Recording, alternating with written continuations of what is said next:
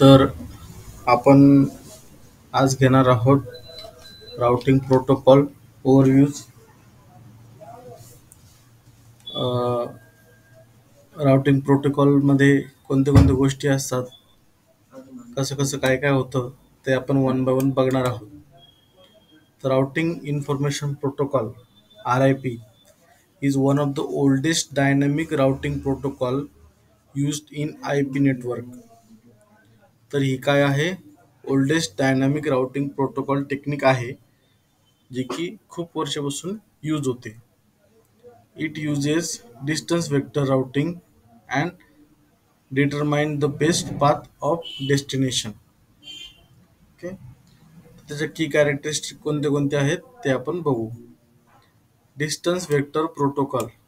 Each router maintains table with distance and to other network. दुसऱ्या नेटवर्कमध्ये तो जो आहे तो मेंटेन ठेवण्याचं काम त्या ठिकाणी केलं जातं. It calculate the best pass based on hop count. Hop count वरती डिपेंड करून तो त्याचं बेस्ट पाथ कॅल्क्युलेट करतो. त्यानंतर आहे मेट्रिक. आता RIP uses hop count as its metric, where each hop between routes count as one.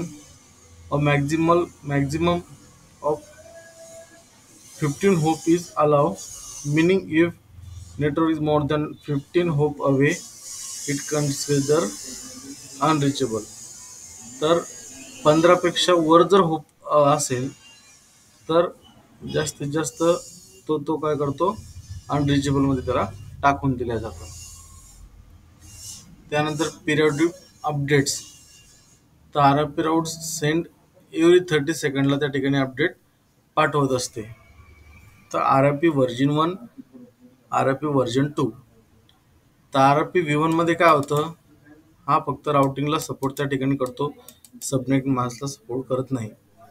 पण RIP V2 मध्ये काय होतं की तो subnet mask, multicast update, authentication, routing, subnet सगळ्या ठिकाणी त्या ठिकाणी तो सपोर्टेड आहे. तर RIPचा फायदे कोणते कोणते आहेत, तर इझी टू कॉन्फिगर आणि इम्प्लिमेंट करण्यासाठी इझी आणि कॉन्फिगर करण्यासाठी सुद्धा खूप इझी आहे. Simple protocol with low overhead in small network. छोट्या नेटवर्कमध्ये सिंपल प्रोटोकॉल त्या ठिकाणी आहे. Good for small and medium size network. छोट्या आणि मिडियम साईज नेटवर्कमध्ये ते खूप चांगलं त्या ठिकाणी सांगितलं जातं. तर डिसएडव्हान्टेजेस कोणते कोणते आहेत, त्याचे तोटे त्या ठिकाणी कोणते कोणते आहेत. तर limited to a maximum 15 hops. तर जास्तीत जास्त 15 होप पर्यंतच आहे, त्याच्यावरती गेलं तर तो अनरिचेबल मध्ये जातो. त्यानंतर स्लो कन्व्हर्जन्स टाइम. कन्व्हर्जन्स किती टाइम खूप कमी आहे, up to 180 seconds. Modern routing feature just like CIDR ला तो सपोर्ट करत नाही. ओके, तर नेक्स्ट टेक्निक आहे enhanced interior gateway routing protocol EIGRP. EIGRP is hybrid routing protocol developed by Cisco, combining feature of both distance vector and link state protocol. दोन्ही ठिकाणी ते link state प्रोटोकॉलला फीचर कंबाईन करण्याचं काम करतं. तर त्यामध्ये पहिलं आहे हायब्रिड प्रोटोकॉल. त्यानंतर dual diffusing update algorithm, metric, conversion आणि क्लासलेस राउटिंग. तर हायब्रिड प्रोटोकॉलमध्ये काय होतं की तो RIP ला आणि OSF ला कंबाईन करण्याचं काम करतो. आणि डिफ्युजिंग अपडेट अल्गोरिदम मध्ये काय होतं की डिले, लोड, रिलायबिलिटी त्या ठिकाणी कंबाईन मध्ये कॅल्क्युलेट केल्या जाते. त्यानंतर आहे metric. Primary metric is composite of bandwidth and delay. तो कंपोजिट मध्ये बँडविड्थ आणि डिले त्या ठिकाणी अलाव त्या ठिकाणी करत असतो. Convergence. EIGRP provides fastest convergent than RIP.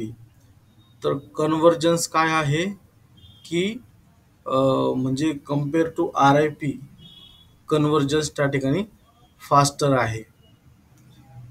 तर EIGRP supports variable length subnet mask.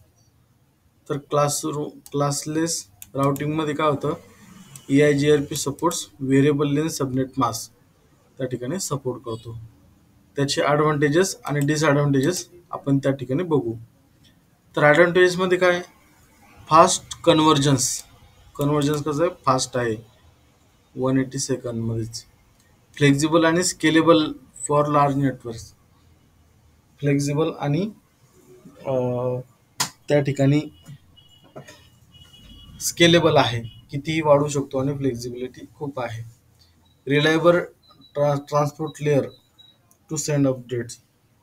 Transport layer कशी आहे, रिलायबल आहे. आणि काही डिसॲडव्हान्टेजेस आहेत. डिसॲडव्हान्टेजेसमध्ये प्रॉपर्टी टू सिस्को, कॉम्प्लेक्स खूप आहे. त्यानंतर still limited reliance to the on a single vendor. तर अशा पद्धतीने आपण राउटिंग प्रोटोकॉलचा ओव्हरव्ह्यू घेतलेला आहे.